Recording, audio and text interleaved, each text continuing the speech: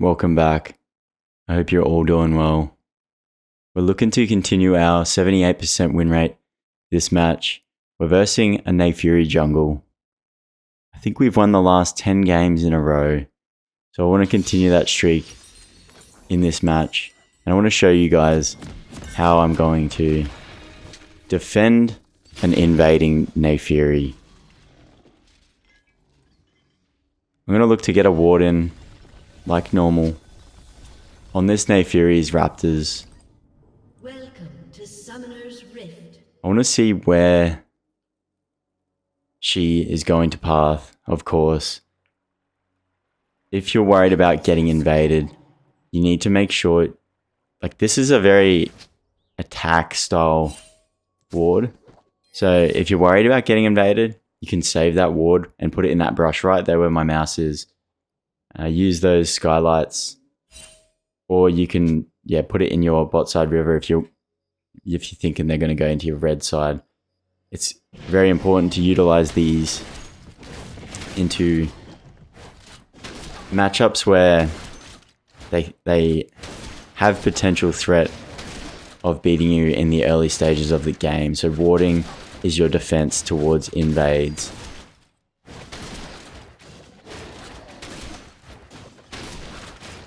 So I know this Neyfury started on red. I should have held smite because, in case they try to do the cheeky little level 2 invade.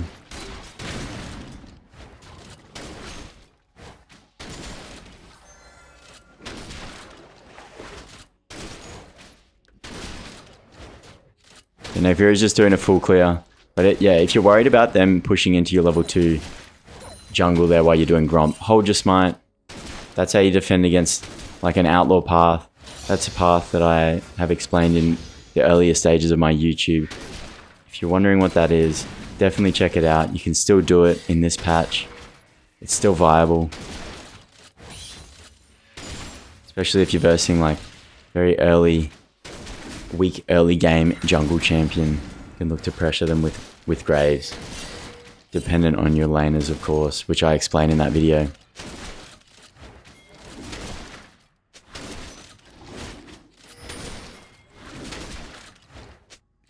So I know that I've got tempo on top of Neyfury coming into these Krugs.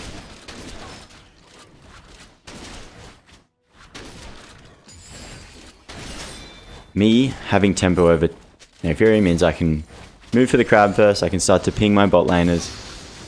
Hey, let's get priority over this crab. Help me to defend it. You can possibly get a kill as well because I am going to hit level 4 before Neyfury does. I'm going to reach bot side. And I'm going to reach crab first. So it allows me to move first. Tempo is spare time from clearing your jungle fast, and maintaining tempo will put you in positions where you get advantages over the other jungler. So I get outsmarted there. Well done.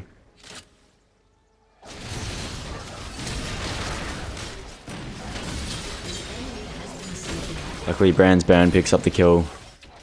I missed my Q, missed my smite, so it's not looking very good early. We get the kill on Neyfury, so I want to look to maintain tempo here. The best thing I can do is obviously help my teammates if we can kill this Veigar. If we can't kill the Veigar though, go base as fast as possible so you can match Neyfury. Neyfury beating me to crab will give, or beating me to her spawning Krugs and Raptors will give her that tempo. This starts to become very important in Emerald and Diamond. You don't have to worry so much about tempo in the earlier stages of League of Legends in like bronze and all that. And if you are looking to get out of bronze, silver, gold, I do cover that in earlier videos too.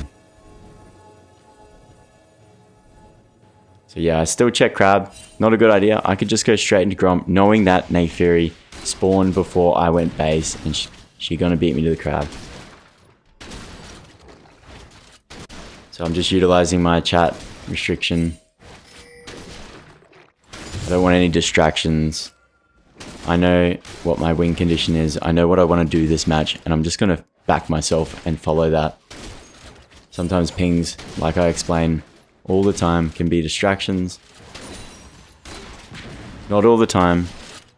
But yeah, sometimes it's just easier to mute all. It's something that you'll eventually learn when a good time to mute and when a bad time to mute is. So I mute Ryze in that situation because it's very hard for a Graves Ryze to lock down like a Veigar. Yeah, his flash could be missing. But I would probably need ult and a bit more damage and maybe a lower health Veigar. If I show mid, I'm showing Neyfiri where I am in the jungle. So you're going to look at my CS count. And that's going to give her an opportunity to make a counter move against me just by showing mid, even if I don't get a kill, and that could be a mistake. So we just want Ryze to scale at this point. He's got 1 kill. He's farming okay. I don't need to listen to him and just try and force ganks just because he's getting frustrated and bored of the farm game. He clicked Ryze in Champ Select. So you have to maintain discipline. And you have to just, be good at farming and be good at being bored if you're playing Ryze. So I stop. I know I wasn't on vision there. I make sure Neyfiri goes base, and that gives me an opportunity to take Drake off the map. Make sure you're picking up on little things like this. These are like little errors the enemy is making, and it's a wasted opportunity if you don't pick up on it.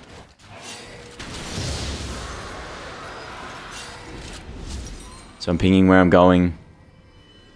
Letting bot know I'm not going to Drake. I'm not going to go gank them after Drake. That's such an obvious play. It's such a low elo play. We know Neyfiri is going to spawn. Krugs are going to be spawning. And I want to match Neyfiri at all stages of this match. So if Neyfiri is showing up bot lane, I want to be bot lane.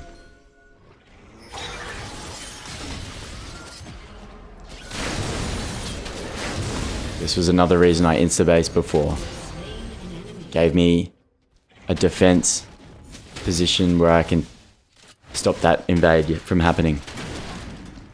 Yeah, put me in a defensive position to protect the invade. If I don't go base there, I gank bot, I lose my whole top side for it. And sometimes it's just not worth it, especially if the gank doesn't actually get pulled off. So I'm going for a high percentage play. I'll take my top side off the map.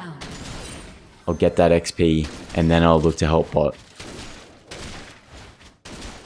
This can be situational. Sometimes you need to gank. Sometimes ganking bot, I mean, not in that circumstance. Like if you gank bot there, and they get like you don't spend your gold. You're weak because you lost a lot of tempo taking dragon. If they get a triple kill over the top of you, they can flip the game back. So it's just better to reset when I did, defend my top side, and then look to gank bot.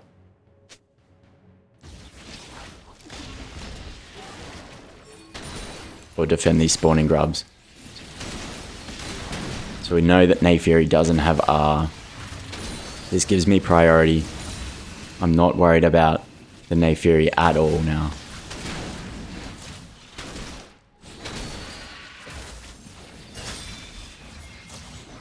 Mundo's slow to roam here. A little bit frustrating. Shut down. He should have followed Enemy has been slain. Zahan. He was giving way too much respect to Zahan. So it's a little bit frustrating. I'm going to mute him. We know what kind of player he is now. Slain. Everyone does make mistakes, but I'm just going to mute him. I'm not going to focus on him. Not going to put too much time into him after that error. That's a major error. Like we could definitely have just gotten grubs and a triple kill there for sure.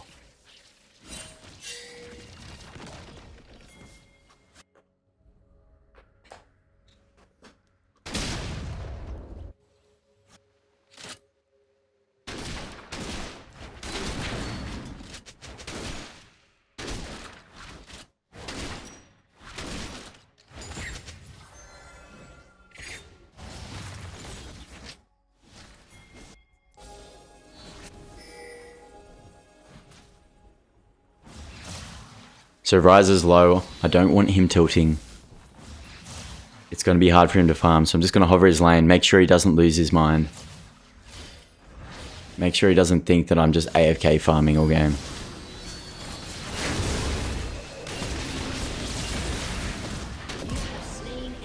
Try to get my burst off as soon as possible. I don't mind who gets the kill in that situation. I just don't want Ryze to die. We want Ryze to be getting an efficient base timer, getting back to lane as fast as possible to get that leg up on Veigar.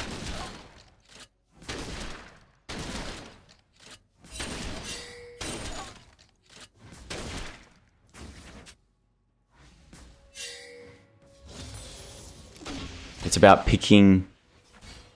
When ganking a Ryze, it's about picking a good opportunity to do so. You want to make sure that Veigar's pushed up. You want to make sure he doesn't have flash. And yeah, you want it to be a guaranteed kill if you are going to show up there. Or you're just trying to help Ryze clear that wave so then he can go B. Don't take his farm, just support him so he can safely clear the wave and go B. That's ideal for the late game champions. You just need to assist them into getting to late game without inting their lane, so that you don't basically snowball their matchup. If you snowball their matchup, it makes it hard for them to farm. And they get frustrated because they're playing a late game champion. And when you can't farm on a late game champion, you just know that you're playing for a possible complete waste of time, experience, or just a very long late game for it to eventually flip maybe at the 40-minute mark. When you finally catch back up.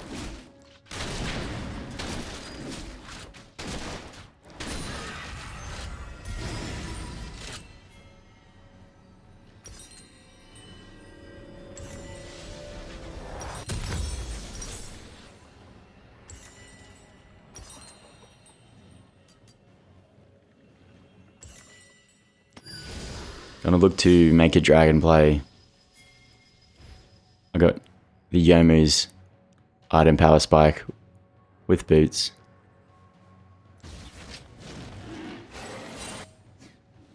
Now I'll quickly go over boots. Some games I don't finish my tier 2 boots for a while. And it really just depends on matchups. So this game, I kind of went Ninja Tubby because there's 3. I call them, sorry, they're plated steel caps. I'm like still stuck in like season 8 or something.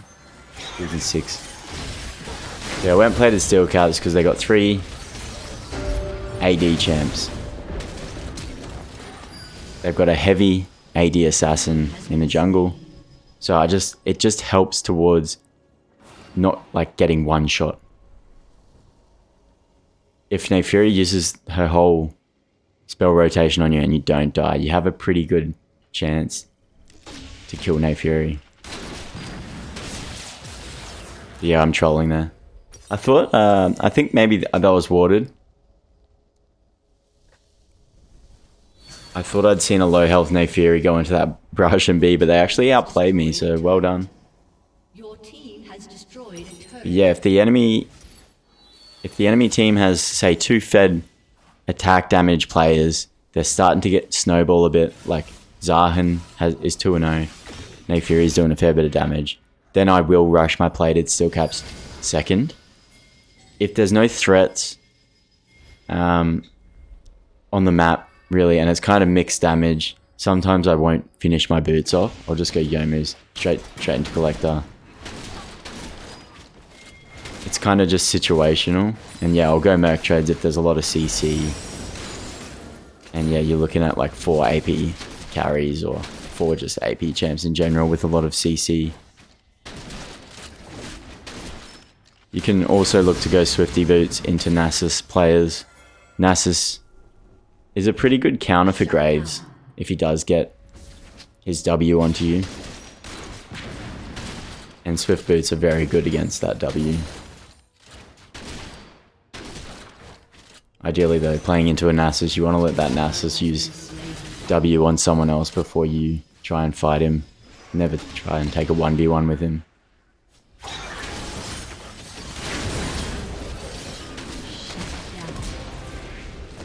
You have slain an enemy. I'm not going to try and get the double kill there. Saw Viger was moving from mid. So I'm just respecting that. There's no need for me to go 1-for-1. Your turret has been destroyed.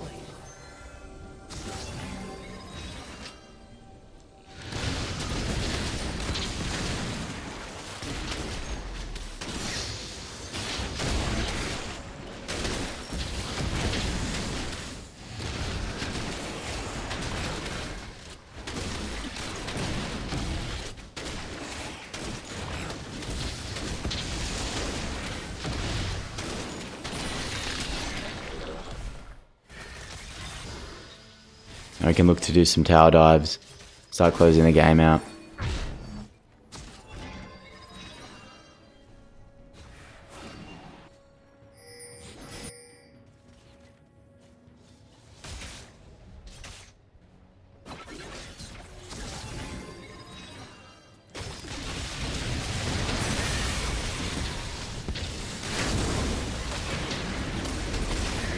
So you can put your Rift Herald down earlier and actually tank the tower.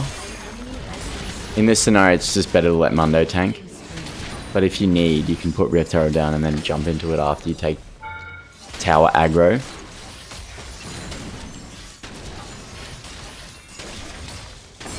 So that was a pretty textbook dive. Well played by everybody. That wasn't very well played, but we got the kill.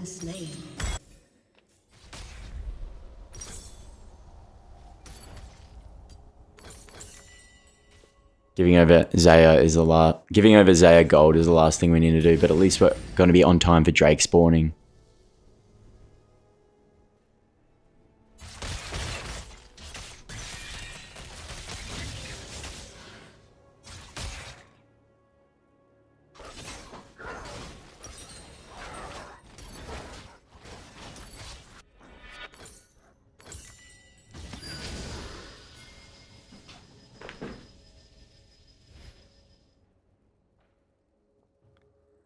It's nice having a support that wards out for Drake before it's spawning.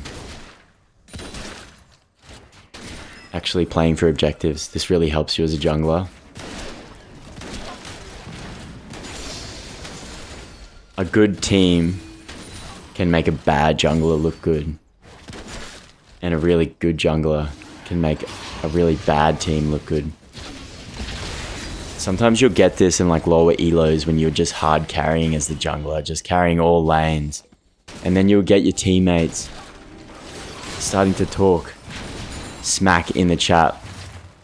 Like they were the ones that, yeah, just ate up their lane and killed it.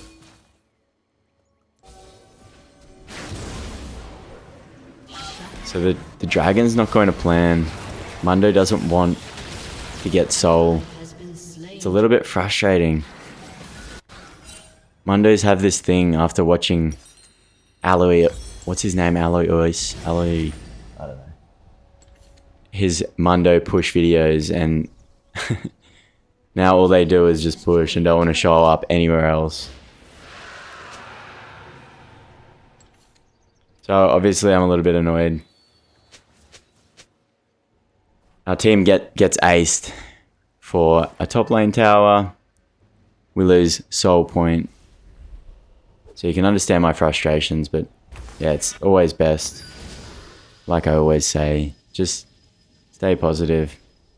There isn't a need to type. I'm usually pretty good with that, but yeah. It's okay, we're just gonna go back into the motion. Go for a full clear. Oh no, we're going to go for an invade. So we're pretty sure that Naafiri was in her bot side. So she cleared her top side after seeing that the chickens were missing. Fury was clearing from top down, so she cleared top into Drake, which is very well played. That's what you should do as a jungler.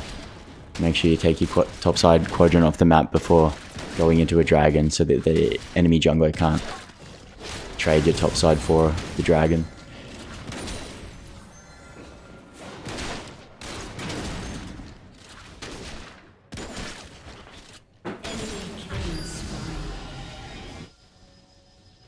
So it's important to stay focused. Keep your cool. Now you just get back into the swing of it. I'm going for a full clear. There's nothing to really do on the map. There's nothing to force.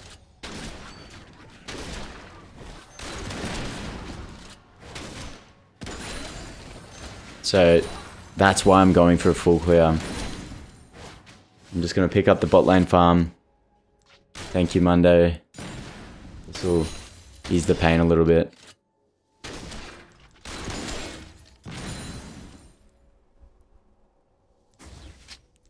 And I'm going to look to build that Mortal Reminder.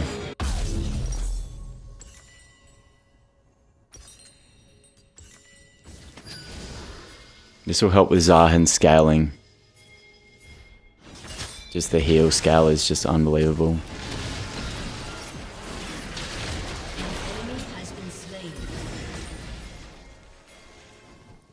Can actually look to Baron. Now that Nayfury completely died. There's a free Baron if we can get our team to just hard focus it. Brand's a really good support to take objectives with, clearly because of his passive. So if you have a Brand on your team, hopefully they're utilizing that with you.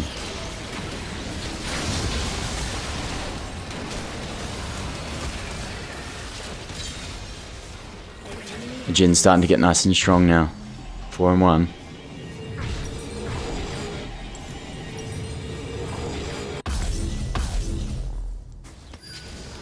So you notice I chopped and changed from that Mortal Reminder. I just got my heal cut in to stop Zahan from scaling.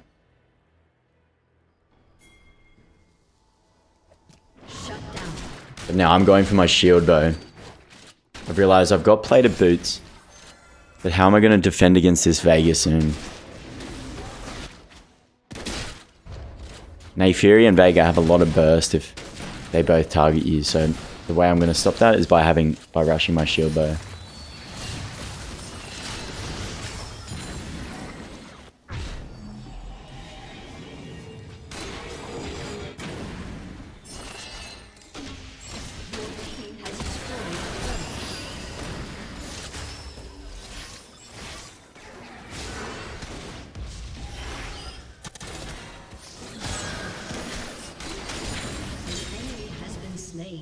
Don't overextend here. Dragon spawning in 40 seconds. Make sure we're going base. Spending our gold before dragon. An enemy has been slain. Your team has destroyed a turret. Don't get caught out in those scenarios. If an objective's spawning, it's your job to be there as a jungler.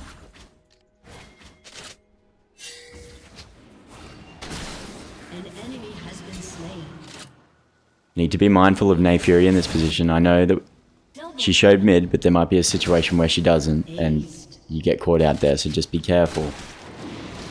I don't go base. The reason I didn't go base is because our team started to slowly pick the enemy off. It'd be a waste of time for me to go base. The quicker I can put this Drake onto cooldown, the faster we get soul, the faster we end this game. Not that there's ever a rush to win. I respect all wins, regardless of how long it took.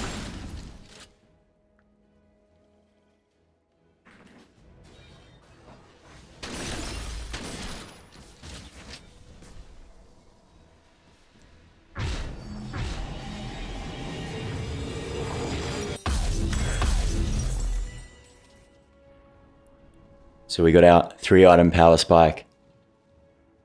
Now we can really start to look at doing some damage. Your turret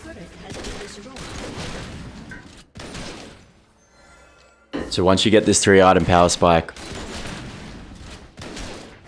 you want to make sure you're not just full clearing. Get on the map and utilize it. Start pressuring, start getting picks. Start taking towers down with your team. Or objectives if they're on the map.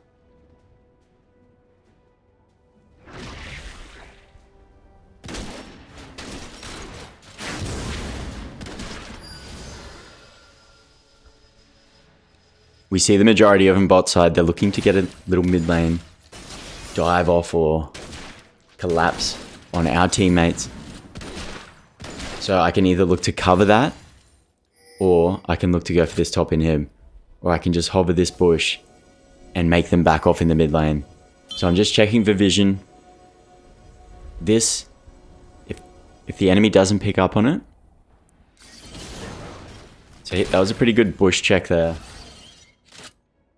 Nayfury dies if that happens. If she walks up to that bush, doesn't check. So my teammates make a mistake here by leaving mid lane. Just keep the mid pressure up. Keep a 1-3-1. So 1 top, 3 mid, 1 bot. This will just drag players around the map, and eventually you can get picks on them if you're strong enough.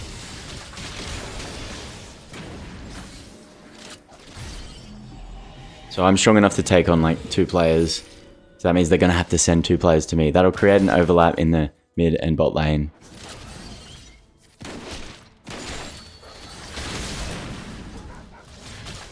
So now we got no one in the mid pressuring mid. We've got to be careful not to get teleport outplayed here. This is kind of risky.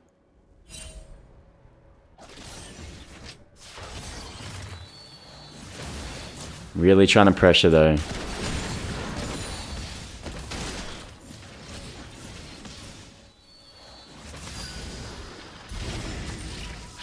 We don't want to die there, so back off. Baron spawning, if we die there, it's a major throw. Teammate will go in sometimes after you die, even if it's a 4v5, thinking that they can redeem your death. Or get justice for your death, and then sometimes they end up getting aced. Baron gets taken, then you lose the soul as well again. So, and then it's just a complete throw. Everyone wants to FF, so pull back. Make sure you don't overextend. Overextending is the #1 cause for throwing. People not understanding when the right time is to pressure the map. And respect teleport plays. Make sure there's no wards behind you. Make sure you're keeping an eye out. Make sure bushes are warded and you can see a teleport coming in. You just have to respect MIAs when you're split pushing. See Mundo's just going for it. He's not respecting anything. Baron's up. We need to utilize his pressure to take Baron immediately. They're about to send 3 players to kill him. So we need to be on Baron.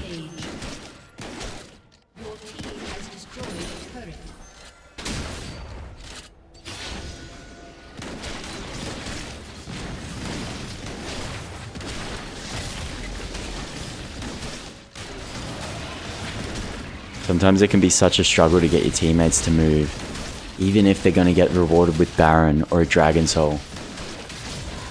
Just mind-boggling sometimes, honestly.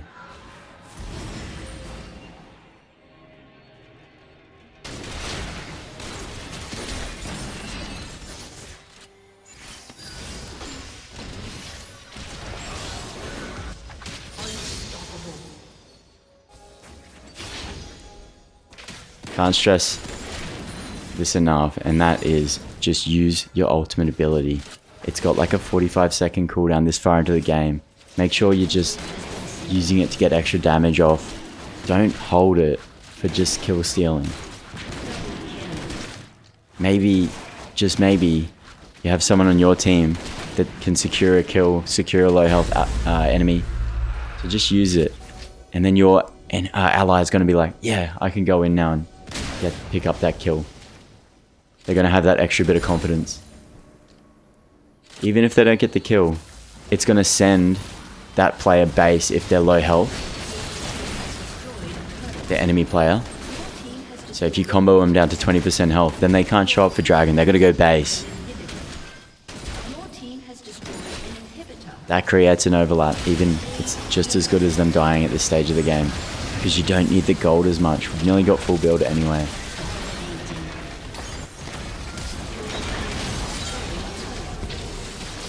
So there you have it. Game number 11. Win number 11 in a row.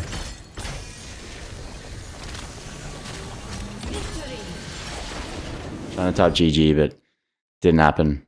Always type GG. Respect your fellow teammates, even if it didn't go to plan early game.